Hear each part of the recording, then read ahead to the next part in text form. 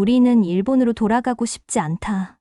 일본이 곧 초유의 대재앙을 맞이할 수도 있다는 사실 알고 계셨습니까? 난카이 대지진, 일본 전역을 공포로 몰아넣고 있는 최악의 재난이 점점 현실로 다가오고 있다고 하는데요. 전문가들은 이미 경고했습니다. 이제 언제 터져도 이상하지 않습니다. 어느 날 한 통의 편지가 도착했는데요. 일본과 한국의 결정적인 차이를 깨닫게 되었다고 합니다. 사연자의 할아버지가 남기신 그것 때문에 결국 수백 명의 일본인들이 한국행을 결심하게 되었다는 사실. 오늘 영상 끝까지 보시면 여러분도 충격적인 진실을 확인하시게 될 겁니다. 일본을 뒤덮은 공포, 그리고 한국에서 벌어진 반전 드라마. 지금부터 그 놀라운 이야기를 시작합니다. 해당 사연은 해외 커뮤니티에 올라온 미카양의 실제 사연을 바탕으로 재구성된 스토리입니다. 유사연은 구독자님들의 마음을 모아서 수익금의 30%를 보육원에 기부하고 있습니다. 영상이 끝날 때까지 즐겁게 시청해주세요. 그럼 오늘의 사연 있는 인생 시작합니다. 그 전에 잠깐 구독과 좋아요, 알림 설정하는 센스 꼭 부탁드릴게요. 저는 일본 오사카에 사는 17살 고등학생 미카입니다. 제 이야기는 지난해 늦가을 차가운 비가 내리던 어느 날부터 시작됐어요. 그날도 평소처럼 등교를 했는데 학교 앞 전광판에서 흘러나오는 뉴스가 제 발걸음을 멈추게 했죠. 난카이 해구 지진 발생 가능성 90% 이상. 전문가들 향후 30년 내 대지진 경고. 가슴이 덜컥 내려앉았어요. 일본 지진연구소장이 직접 나와서 심각한 표정으로 이야기하는 걸 보니 이번엔 정말 심각해 보였거든요. 교실에 들어가니 친구들도 다들 뉴스 이야기뿐이었어요. 미카, 너희 집은 해안가랑 가까운데 어쩌려고 해? 친한 친구 유키가 걱정스러운 얼굴로 물었죠. 아직 부모님이랑 상의도 못했어. 어젯밤에도 지진 때문에 잠을 설쳤는데. 사실 저희 가족에겐 지진이 남다른 의미예요. 11년 전 동일본 대지진 때 저희 외할머니를 잃었거든요. 쓰나미가 마을을 덮쳤을 때 대피가 늦으셨다고 해요.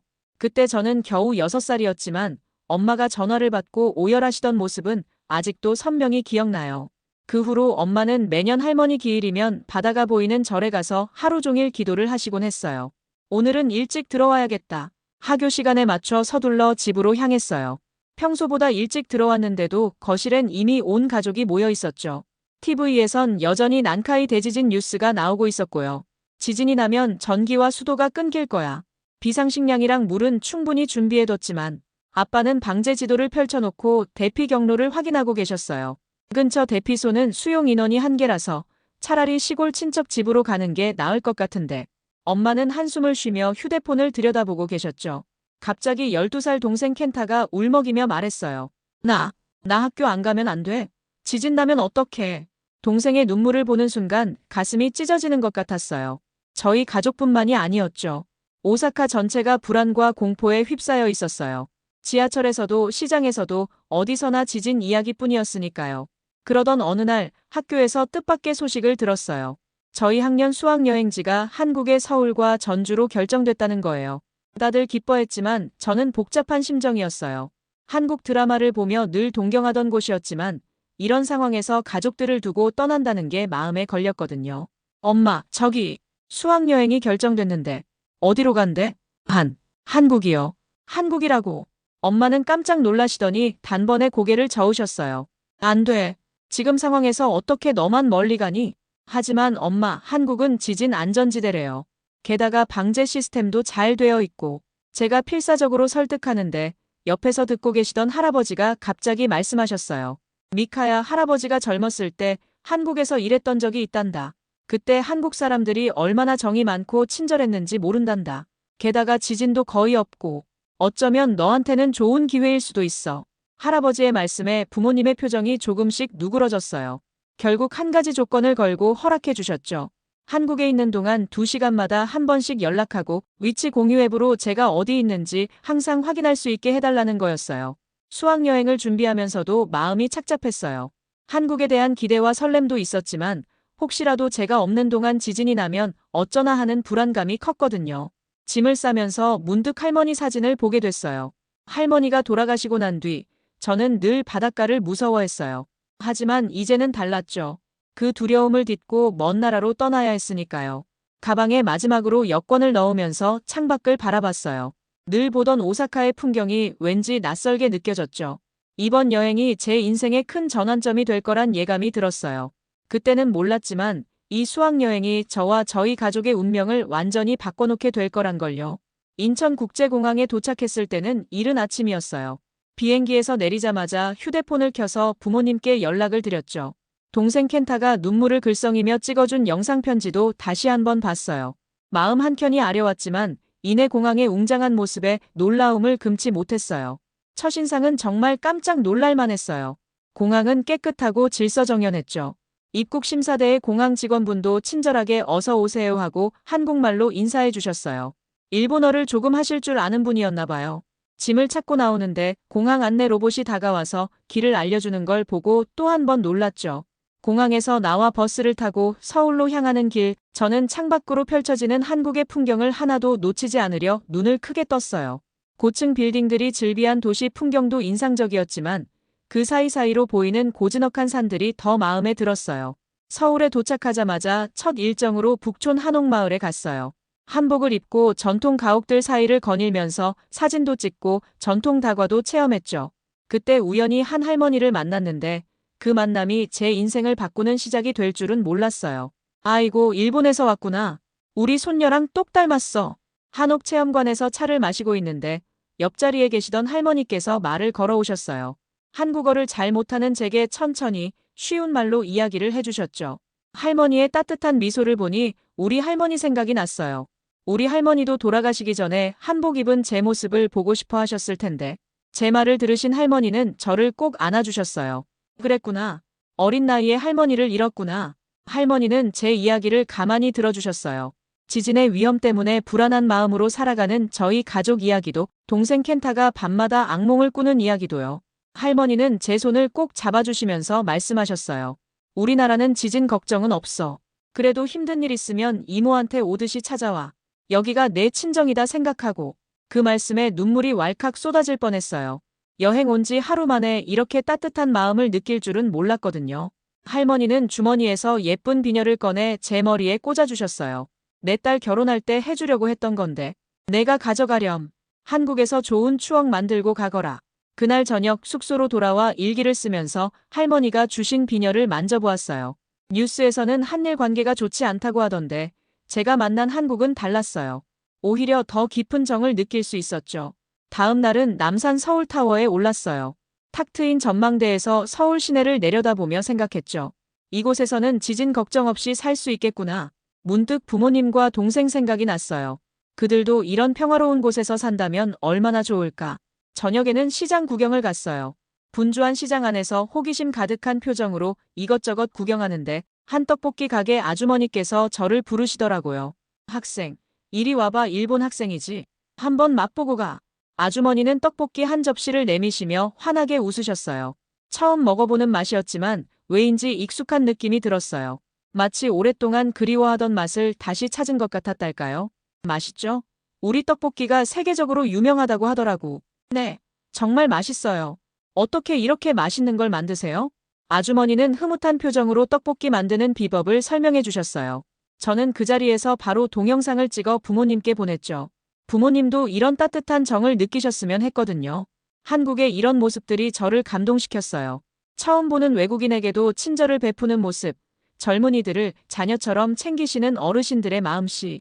이런 게 바로 한국의 정이구나 싶었죠. 호텔로 돌아와 창밖을 바라보며 생각에 잠겼어요. 일본에 있는 가족들 생각에 마음이 아프면서도 이상하게 이곳에 있으니 마음이 편안했어요. 마치 오래전부터 알고 있던 곳에 온 것 같은 느낌이랄까요? 휴대폰으로 오늘 찍은 사진들을 정리하다가 문득 할머니가 주신 비녀를 다시 한번 바라봤어요. 그리고 결심했죠. 이번 여행은 단순한 수학여행이 아닌 제 인생의 새로운 장을 여는 시작이 될 거라고요. 다음 날 아침 전주로 향하는 KTX에 올랐어요. 창밖으로 스쳐 지나가는 풍경을 보며 어제 만난 할머니가 주신 비녀를 만지작거리고 있는데 갑자기 휴대폰이 울렸어요. 역시나 엄마였죠. 미카야, 오사카에 또 지진이 있었어. 이번엔 진도 5였대. 엄마, 가족들 모두 괜찮으세요? 응. 다행히 우리 지역은 크게 흔들리진 않았어. 근데 켄타가 너무 무서워해서. 통화를 끊고 나니 마음이 무거웠어요. 오사카에 있는 가족들은 여전히 불안에 떨고 있는데 전 이렇게 편안하게 여행을 하고 있다는 게 미안하게 느껴졌거든요. 전주에 도착해서 첫 번째로 향한 곳은 한옥마을이었어요. 기와 지붕이 늘어선 고즈넉한 거리를 걷다 보니 한 한복 체험관 앞에서 발걸음이 멈췄어요. 그곳에서 우연히 만난 주인 할아버지께서 제 인생의 큰 전환점을 만들어 주실 줄은 그때는 몰랐죠. 어이구, 일본에서 왔구나. 혹시 너희 할아버지 성함이 뭐니? 깜짝 놀라서 할아버지를 쳐다봤어요. 제가 일본인이란 걸 어떻게 아셨을까요? 타나카 켄지라고 하세요. 아이고, 역시 내가 알아볼 만하다 했어. 너 외할아버지 김영철 씨 아니니? 순간 숨이 멎는 것 같았어요. 돌아가신 외할머니의 남편, 제가 한 번도 만나보지 못한 외할아버지 이름을 이 한국 할아버지가 어떻게 알고 계신 걸까요? 맞아요. 근데 어떻게? 내가 60년대에 일본에서 일할 때 내 외할아버지랑 친했었어. 그때 한국 사람들이 많이 일본으로 일하러 갔었거든. 내 외할아버지는 정말 성실한 사람이었어. 그런데 한국에 돌아오신 후로 연락이 끊겼지. 할아버지의 이야기는 계속 이어졌어요. 제 외할아버지는 원래 전주 사람이었대요. 젊은 시절 일본으로 건너가 일을 하다가 외할머니를 만나 결혼하셨고 나중에 한국으로 돌아가시려 했지만 외할머니가 한국 적응을 걱정하셔서 일본에 정착하셨다고 해요. 내 외할아버지가 늘 고향 생각을 하셨어. 전주 한옥마을의 기와 지붕, 남부시장의 칼국수 냄새, 전동성당의 종소리. 이런 이야기를 하실 때마다 눈시울이 붉어지셨었지. 할아버지 말씀을 들으며 저도 모르게 눈물이 흘렀어요. 지금까지 몰랐던 제 뿌리의 한 부분을 발견한 것 같았거든요. 문득 어린 시절, 외할머니가 가끔 한국 노래를 흥얼거리시던 모습이 떠올랐어요. 그때는 그저 외할머니가 좋아하시는 노래인 줄로만 알았는데, 이거 보여주고 싶은 게 있어. 할아버지는 안쪽 방으로 들어가시더니 오래된 흑백 사진 한 장을 가지고 나오셨어요. 젊은 시절의 외할아버지와 이 할아버지가 함께 찍은 사진이었죠. 이 사진 찍고 얼마 후에 내 외할아버지가 한국으로 돌아가신다고 했었어. 근데 결국 못 오셨지. 이 사진을 너한테 주고 싶구나. 내 외할아버지의 고향이 어떤 곳인지 알았으면 해서. 그날 저녁 숙소로 돌아와서 사진을 자세히 들여다봤어요. 젊은 시절의 외할아버지는 제가 알던 것보다 훨씬 더 한국적인 얼굴이셨어요. 문득 이런 생각이 들었죠. 어쩌면 제가 한국에 이끌리는 것은 우연이 아닐지도 모른다고요. 한밤중에 엄마에게 전화를 걸어 오늘 있었던 일을 이야기했어요. 처음엔 말씀이 없으시더니 이내 흐느끼기 시작하셨어요. 우리 아버지, 돌아가시기 전에 늘 전주 이야기를 하셨는데 난 그게 그저 옛날 이야기인 줄로만 알았어. 미카야, 내가 할아버지의 고향을 찾아갔구나. 그날 밤 저는 오래도록 잠을 이루지 못했어요. 창밖으로 보이는 전주의 달빛이 유난히 깊어 보였죠. 마치 오랫동안 잃어버렸던 퍼즐 조각을 찾은 것 같은 기분이었어요. 제 안에 흐르는 한국의 피, 그리고 그 뿌리를 찾아 떠난 여정. 이제야 모든 것이 하나씩 연결되는 것 같았습니다. 할아버지가 주신 사진을 보며 생각했어요. 외할아버지는 끝내 고향으로 돌아오지 못하셨지만 이제 제가 그 길을 대신 걸어가고 있다는 걸요. 문득 이런 생각이 들었어요. 어쩌면 이번 여행은 단순한 도피가 아닌 제 진정한 정체성을 찾아가는 여정일지도 모른다고요. 전주에서의 마지막 날, 점심을 먹으러 남부시장에 들렀어요. 외할아버지가 그리워하셨다는 칼국수 냄새를 찾아 시장 안으로 들어섰죠. 허기진 배를 달래며 칼국수를 먹고 있는데 갑자기 휴대폰이 요란하게 울렸어요. 일본 기상청의 지진 경보였죠. 오사카 인근 해역에서 규모 6.4의 지진 발생. 손이 떨려서 휴대폰을 떨어뜨릴 뻔했어요. 그때 옆자리에 계시던 할머니께서 걱정스러운 표정으로 말씀하셨죠. 아이고, 무슨 일 있나? 얼굴이 파래졌네. 일본에서 또 지진이 났대요. 그래? 어머님, 아버님은 괜찮으시대. 가족들에게 전화를 걸었지만 연결이 되지 않았어요. 인터넷에는 오사카 시내가 큰 혼란에 빠졌다는 뉴스가 실시간으로 올라오고 있었고요.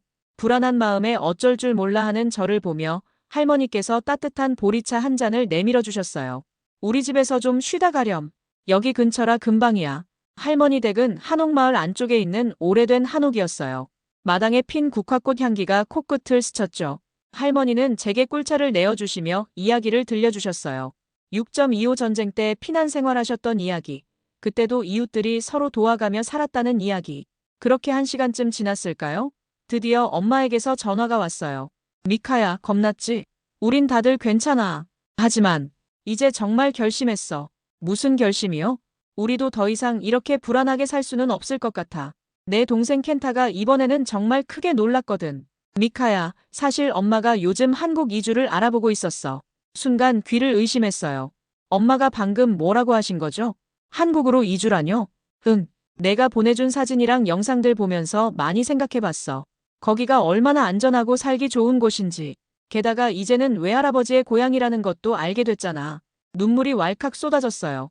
할머니가 휴지를 건네주시며 등을 쓰다듬어 주셨죠. 엄마, 근데 아빠는요? 아빠가 동의하실까요?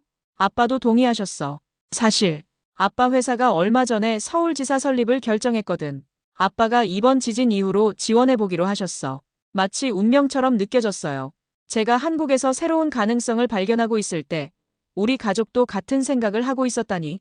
근데 미카야, 내 생각은 어때? 내가 싫다면 당연히 좋죠. 전 이미 이곳이 저희의 새로운 고향이 될 거란 느낌이 들었어요. 그날 저녁 숙소로 돌아와 창밖을 바라보며 생각에 잠겼어요.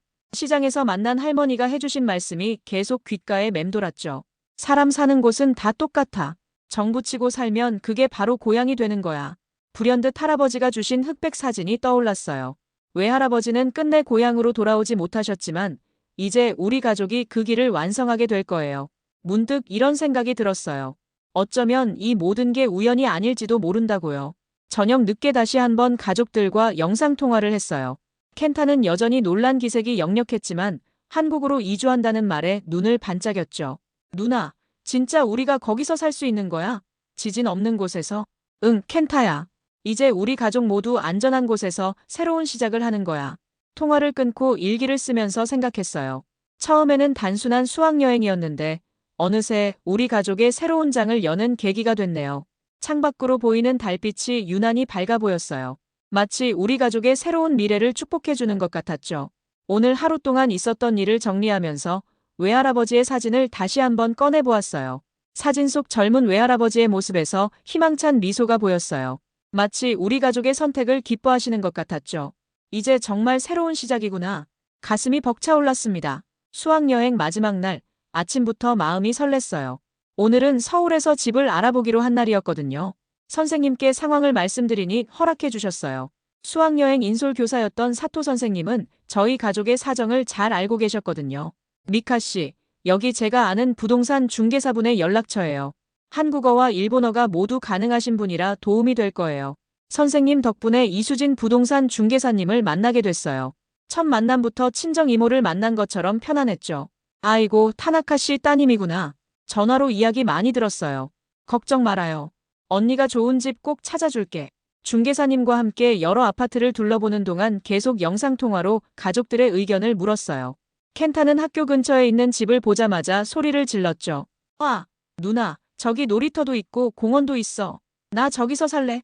그렇게 우리 가족의 새 보금자리가 될 집을 찾았어요. 서울 근교의 한 아파트였는데 주변에 일본인 학교도 있고 아빠 회사와도 가까웠어요. 무엇보다 이수진 중개사님이 주변 환경에 대해 자세히 설명해 주셨죠. 여기는 지하철역도 가깝고 시장도 있어서 생활하기 정말 좋아요. 특히 이 동네 어르신들이 정말 좋으셔서 외국인들도 금방 적응한다고들 하시더라고요. 집을 계약하고 나오는데 갑자기 옆집에 사시는 할머니가 나오셨어요. 어머, 새로 이사 오시나요? 네, 다음 달에 일본에서 이사 올 예정이에요. 아이고, 잘 됐다. 우리 손녀도 일본어를 배우고 있는데 이웃이 되면 서로 도움이 되겠네요. 할머니는 그 자리에서 손수 만드신 김치를 나눠주셨어요. 이런 게 바로 한국의 정이구나 싶었죠. 숙소로 돌아와서 짐을 정리하면서 이번 수학여행을 되돌아봤어요. 처음에는 단순히 지진의 공포를 피해 잠시 쉬어가는 여행이라고만 생각했는데 어느새 우리 가족의 새로운 삶을 준비하는 여정이 되어 있었네요. 밤에 부모님과 통화를 하는데 엄마가 울먹이시며 말씀하셨어요. 미카야, 이제 정말 새로운 시작이구나. 너의 외할아버지가 꿈꾸셨던 그 땅에서 우리 가족이 새로운 삶을 시작하게 될 줄이야. 아빠도 평소와 다르게 감정적인 목소리셨어요. 처음에는 반대했었는데 내가 보내준 사진들을 보면서 많이 생각해봤단다. 우리 가족이 더 이상 지진 공포에 떨면서 살 필요는 없겠더구나. 게다가 회사에서도 서울지사 근무를 긍정적으로 봐주셨고 켄타는 이미 한국의 초등학교 생활을 꿈꾸는 것 같았어요. 누나, 나 한국어 공부 시작했어. 유튜브로 배우고 있는데 재밌어. 이불 속에 들어가 외할아버지의 흑백 사진을 다시 한번 봤어요. 할아버지의 미소가 더욱 따뜻하게 느껴졌죠. 마치 잘했다고 말씀해 주시는 것 같았어요. 창밖으로 서울의 야경이 반짝였어요. 불현듯 시장에서 만난 할머니의 말씀이 떠올랐어요. 사람은 가슴이 떨리는 곳에 뿌리를 내려야 해. 그게 진정한 고향이 되는 거야. 일기장을 쓰면서 생각했어요. 이제 우리 가족은 새로운 뿌리를 내리게 될 거예요. 외할아버지의 고향, 그리고 이제는 우리의 새로운 고향이 될 이곳에서요. 잠들기 전 내일 아침 비행기로 일본에 돌아가야 한다는 생각에 마음이 착잡했어요. 하지만 이제는 달랐죠. 이건 끝이 아닌 시작이니까요. 한 달 뒤면 우리 가족 모두가 이곳에서 새로운 삶을 시작하게 될 거예요. 베개 밑에 외할아버지의 사진을 고이 넣으며 생각했어요. 할아버지, 이제 저희가 할아버지의 꿈을 이어가게 됐네요. 지켜봐 주세요. 한 달이 순식간에 지나갔어요. 오늘은 우리 가족이 드디어 한국으로 이주하는 날이에요. 인천공항에 도착했을 때, 한 달 전 수학여행으로 왔을 때와는 전혀 다른 감정이 들었어요. 이제는 관광객이 아닌 이곳에 뿌리를 내릴 새로운 이웃이 된 거니까요. 공항에는 놀랍게도 전주에서 만났던 할아버지가 마중 나와 계셨어요. 할아버지 손에는 타나카 가족 환영합니다라는 한글 플래카드가 들려 있었죠. 할아버지, 어떻게 오셨어요? 내가 너희 외할아버지 친구인데 이 정도는 해야지. 자, 이건 우리 동네 어르신들이 보내신 거야. 할아버지가 건네주신 보자기 안에는 김치와 반찬들이 가득했어요. 켄타는 신기한 듯 보자기를 이리저리 만져보았죠. 우와, 이게 한국의 포장 방법이구나. 일본이랑 완전 달라. 새 집으로 가는 길에 우리 가족 모두 창밖을 내다보며 연신 감탄했어요. 넓은 도로, 반짝이는 건물들, 그리고 곳곳에 늘어선 나무들까지 모든 것이 새롭고 신기했죠. 아파트에 도착하자 이웃 주민들이 반갑게 맞아주셨어요. 특히 옆집 할머니는 직접 만드신 떡을 들고 오셨는데 그 따스한 마음씨에 엄마가 눈시울을 붉히셨어요. 아이고, 이렇게 환영해 주시다니. 저희가 뭘 그렇게. 여기서는 다 이웃사촌이야. 어려운 일 있으면 언제든 말해요. 짐을 풀면서 창밖으로 보이는 도시 풍경을 바라보니 마음이 벅차올랐어요. 지진 걱정 없이 이렇게 평화롭게 살 수 있다는 게 아직도 꿈만 같았거든요. 저녁이 되자 이웃집 아주머니들이 하나둘 모여드셨어요. 저희 가족을 위해 집들이 상을 함께 차려주시겠다고 하셨죠. 주방에서는 한국 음식과 일본 음식이 함께 어우러졌어요. 엄마가 만든 오니기리 옆에 김치가 놓이고 떡볶이 옆에 일본식 계란말이가 놓였죠. 우리 미카가 한국말을 참 예쁘게 하네요. 네, 수학여행 와서 배운 게 도움이 많이 됐어요. 우리 손녀도 일본어를 배우고 있는데 미카랑 친구하면 좋겠어요. 이웃들과 이야기를 나누는 동안 켄타는 또래 아이들과 금세 친해져서 마당에서 뛰어놀고 있었어요. 언어는 달라도 아이들의 웃음소리는 똑같았죠. 밤이 깊어질 때까지 이어진 집들이 자리에서 아빠가 술잔을 들고 이야기하셨어요. 처음에는 걱정이 많았습니다. 과연 잘 적응할 수 있을까? 하지만 이렇게 따뜻하게 맞아주시니 모든 걱정이 사라지네요. 엄마는 손수건으로 눈물을 닦으시며 말씀하셨어요. 우리 어머님이 살아계셨다면 얼마나 좋아하셨을까? 당신의 고향에서 이렇게 정겹게 살게 될 줄은 몰랐는데. 그날 밤, 새집 우리 방의 창문을 열고 밤하늘을 바라봤어요. 멀리 남산타워의 불빛이 반짝이고 있었죠. 외할아버지의 사진을 꺼내들고 생각했어요. 할아버지가 그토록 그리워하셨던 이 땅에서 이제 우리가 새로운 삶을 시작하게 됐다는 걸요. 일기장을 펼쳐 오늘의 감정을 정리하면서 깨달았어요. 우리가 찾은 건 단순한 안전한 땅이 아니었다는 걸요. 이웃들과 정을 나누고 서로 돕고 살아가는 작은 천국, 바로 그것이 외할아버지가 그토록 그리워하셨던 진정한 고향의 모습이 아니었을까요? 베란다에 놓인 화분에 물을 주면서 생각했어요. 이제 이곳에서 우리의 새로운 이야기가 시작되겠죠. 지진의 공포도 불안한 마음도 모두 잊고 이웃들과 함께 웃으며 살아갈 수 있는 새로운 삶이요. 창밖으로 들려오는 아이들의 웃음소리를 들으며 미소 지었어요. 우리는 드디어 진정한 보금자리를 찾은 거예요. 한국에서의 새로운 삶이 시작된 지 어느덧 1년이 지났어요. 오늘은 우리 가족에게 특별한 날이에요. 외할아버지의 제사를 한국식으로 지내기로 한 날이거든요. 아침부터 엄마와 함께 정성스레 제사 음식을 준비했어요. 미카야, 이제 내가 한국 음식을 이렇게 잘하다니. 할머니가 보시면 얼마나 좋아하셨을까. 엄마의 말씀에 저도 모르게 눈시울이 붉어졌어요. 이웃집 할머니가 가르쳐주신 대로 송편을 빚으면서 마치 외할머니의 손길이 제 손끝에 닿는 것 같았거든요. 켄타는 이제 완벽한 한국 아이가 됐어요. 학교에서 제일 친한 친구가 된 민수와 함께 태권도장에 다니고 있죠. 처음에는 말도 통하지 않아 힘들어했는데 이제는 오히려 저보다 한국말을 더 잘해요. 누나, 나 이번 태권도 대회에서 금메달 땄어. 관장님이 재능 있대. 아빠도 많이 달라지셨어요. 서울지사에서 일하시면서 한국의 업무 문화에 깊은 감명을 받으셨다고 해요. 특히 회식 문화가 마음에 드신다고 하셨죠. 일본에서는 상하 관계가 너무 딱딱했는데 여기서는 마치 가족처럼 지내. 어제는 부장님이 직접 집에 된장찌개도 보내주셨어.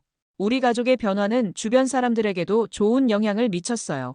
일본에 있는 친구들이 한국으로 유학을 오겠다고 연락해왔고 아빠 회사의 동료분들도 가족과 함께 이주를 고민하고 계시다고 해요. 특히 기쁜 소식은 우리 동네에 일본인 커뮤니티가 만들어진 거예요. 매주 토요일이면 주민센터에 모여서 한국 주민들과 함께 문화교류 모임을 가져요.